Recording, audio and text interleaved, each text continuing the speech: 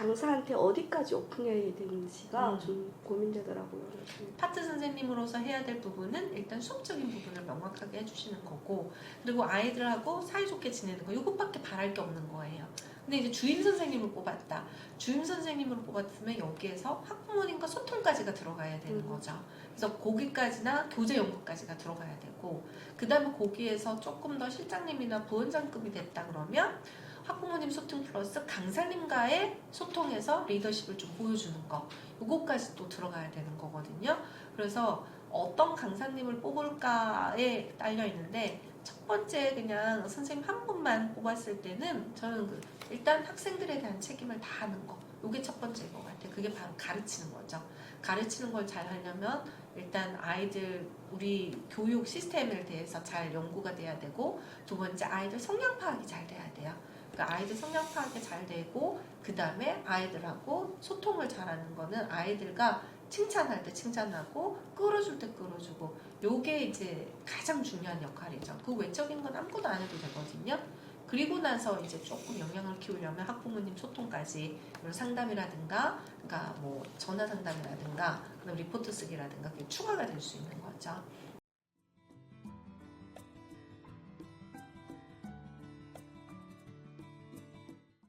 나중에 3개월 늦게 들어온 애가 너무 잘하는 거예요. 숙제도 항상 빼지 않고 계속 하잖아요. 그러니까 이쪽 애가 눈에 띄를 정도로 둘이 너무 천차 차이가 나는 거예요.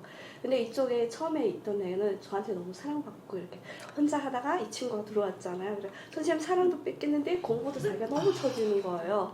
근데 질투가 엄청 많은 친구여서 자꾸 저보고 진도를 자기보다 늦게 해달라고 진도를 좀 천천히 해주면 안 되냐고 얘기하고 어느 날에 얘가 이번으로 해서 그만둬야 되겠다 하는 거예요 저한테. 그래 그만두더라도 오늘 할 건 열심히 하고 그만두자 이렇게 하고, 그리고 너가 여기 나가면 아마도 후회할걸? 선생님만큼 너 잘 챙겨주고 예뻐해주고 잘 가르쳐준 선생님 없어 이랬거든요. 그렇죠.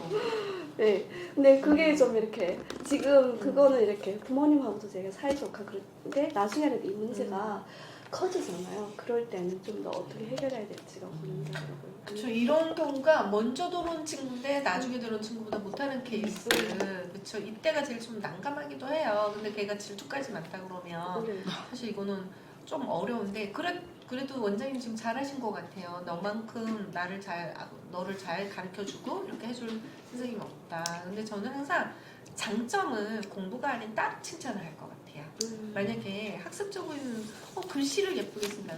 너는 글씨책 어쩜 이렇게 이쁘니? 너는 나중에 글씨 정말 잘 써서 이런 글씨 예쁘게 쓰는 거, 요즘도 캘리그라피 같은 경우도 인기가 많은데 그런 부분도 굉장히 잘할 수 있겠다.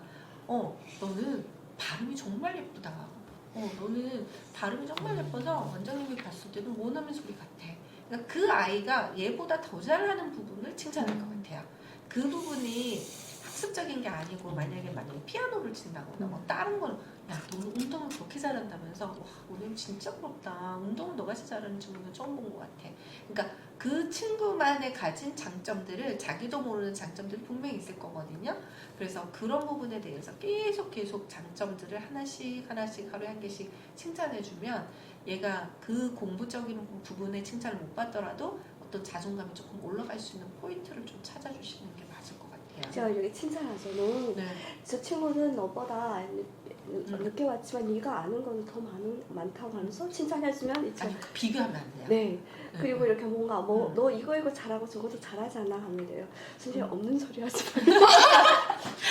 근데 그러면서도 좋아하나요? 그거는 좀 있는 것 같아요. 지난번에 아빠가 저한테 실내화를 선물해갖고 오셨더라고. 들고 오신 거예요. 이거 시켜. 그 친구 실내화가 너무 예뻐하고 너무 예쁘고 폭신하고 좋다 하니까 아빠한테 얘기했나 봐요. 아빠가 사셔갖고 저한테 선물해 준 거예요. 근데 그 얘기를 아빠한테 자기가 한 얘기가 있는데 선생님한테 비밀로 해야 된다고 이랬는데 나 은근히 그 눈치인 거예요. 좀 이따 얘네 아빠가 저걸 갖고 올 것 같다는 느낌이 딱 드는 거예요. 근데 이틀 후에 갖고 오셨더라고요 아빠가. 그래서 상가 아래층에서 그거 들고 왔더라고요. 그 친구는 원장님 칭찬으로 지금 살고 있는 거예요. 이게 그런 소리 하지 마세요가 이 마음, 그래도 그게 너무 좋은 거예요. 그러더라도 그런 소리 듣는 게 좋은 좋은 네. 거고 그래서 원장님을 좋아하는 거고 맞아요. 그래서 선물도 하고 그래서 더 오래 다닐 거예요. 네, 그래서 네, 네. 그런 것 같아요. 근데 그쵸? 저는 강사님하고 있잖아요. 예를 들면 제가 저희도 이렇게 원장님들이 강사님 때문에도 고생하시잖아요. 그거 네. 보면서 그러면 저는 강사를 이렇게 미리미리 양성하는 게 좋지 않냐 생각했거든요. 그러면 네. 그 강사한테 어디까지 오픈해야 되는지가 음. 좀 고민되더라고요. 그래서 파트 선생님으로서 해야 될 부분은 일단 수업적인 부분을 명확하게 해주시는 거고 그리고 아이들하고 사이좋게 지내는 거 이것밖에 바랄 게 없는 거예요. 근데 이제 주임 선생님을 뽑았다. 주임 선생님으로 뽑았으면 여기에서 학부모님과 소통까지가 들어가야 되는 거죠. 그래서 거기까지나 교재 연구까지가 들어가야 되고 그 다음에 거기에서 조금 더 실장님이나 부원장급이 됐다 그러면 학부모님 소통 플러스 강사님과의 소통에서 리더십을 좀 보여주는 거 이거까지 또 들어가야 되는 거거든요. 그래서 어떤 강사님을 뽑을까에 딸려 있는데 첫 번째 그냥 선생님 한 분만 뽑았을 때는 저는 일단 학생들에 대한 책임을 다하는 거 이게 첫 번째인 것 같아요. 그게 바로 가르치는 거죠. 가르치는 걸 잘 하려면 일단 아이들 우리 교육 시스템에 대해서 잘 연구가 돼야 되고 두 번째 아이들 성향 파악이 잘 돼야 돼요. 그러니까 아이들 성향 파악이 잘 되고 그 다음에 아이들하고 소통을 잘하는 거는 아이들과 칭찬할 때 칭찬하고 끌어줄 때 끌어주고 요게 이제 가장 중요한 역할이죠. 그 외적인 건 아무것도 안 해도 되거든요. 그리고 나서 이제 조금 영향을 키우려면 학부모님 소통까지 이런 상담이라든가 그러니까 뭐 전화 상담이라든가 그다음 리포트 쓰기라든가 그게 추가가 될 수 있는 거죠. 저 질문이 있어요. 네. 그 수업을 할 때 정각에 시작하는 거랑 그 다음에 이제 30분에 시작하는 거랑 이게 어떤 게 더 효율적으로 이제 할 수 있는지. 처음에 할 때는 30분 단위가 효율성이 높아요. 왜냐하면 이제 30분에도 오고 정각에도 오고 그러면 아이들이 이제 저희도 시간표가 보시면 이게 이제 시간표인데 여기 30분 단위가 많지는 않지만 있잖아요. 네. 근데 지금은 30분 단위 안 받아요. 왜냐면 이제는 시간표가 다 거의 찼기 때문에 정각 단위로 받아야 더 아이들을 많이 받을 수가 있어요. 근데 초창기에는 30분에도 온다는 친구들 다 못 받고 정시에만 오게 하면 올 수도 있지만 시간 텀이 너무 네, 길어져서. 텀이 길다고 안 오기도 하시고 다른 데 가시기도 하거든요. 그리고 30분 단위로 와서 이렇게 묶어 놓으면 충분히 시간표가 돼요. 그래서 초창기에는 30분 단위를 추천드리고요. 어느 정도 자리가 다 찼다.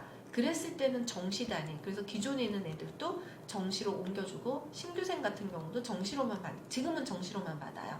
그러면 30분 단위가 아예 없진 않지만 그래도 하루에 몇 타임 한두 명밖에 없는 거죠. 그러면 이제 2시 타임에 이제 어느 정도 인원을 이렇게 이제 생각을 해두고 네. 30분에 오는 친구를 이제 정시에 오는 친구보다 비율을 좀 적게 이렇게 일단 만들어. 비율을 굳이 적게 할 필요는 없어요. 없어요? 교집합처럼 이렇게 해주시면 되니까 저희 이렇게 보거든요. 네. 이렇게 보면 30분 단위에 지금 여기 한 명 있고 여기 한 명, 여기 한 명, 여기 한 명밖에 없잖아요. 그럼 이렇게 묶으면 되거든요. 그런데 학교가 몇 시에 끝나냐인데 그러니까 저희도 월수는 1시 10분 정도에 수업이 시작인데 1시 30분 거의 다 돼서 와요. 그러면은 월수 같은 경우 어쩔 수 없이 첫 타임은 30분이 시작할 수밖에 없고 그러면은 그 학교가 끝나는 시간이 몇 시냐에 따라서 30분 단위가 나올 때가 있고 그냥 정시가 나올 때도 있는데 30분 단위를 요청하시는 분들이 계시다 그러면 시간표가 한가하고 지금 이제 받을 수 있는 아이들이 많다 그러면 받아야죠.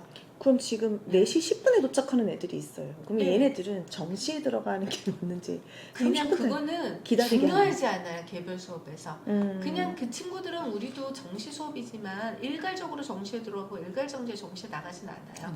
그러니까 개별 수업이기 때문에 10분 정도의 융통성이 있는 거죠. 4시로 해놓고 10분에 오면 그냥 4시 10분부터 수업을 시작하는 거예요.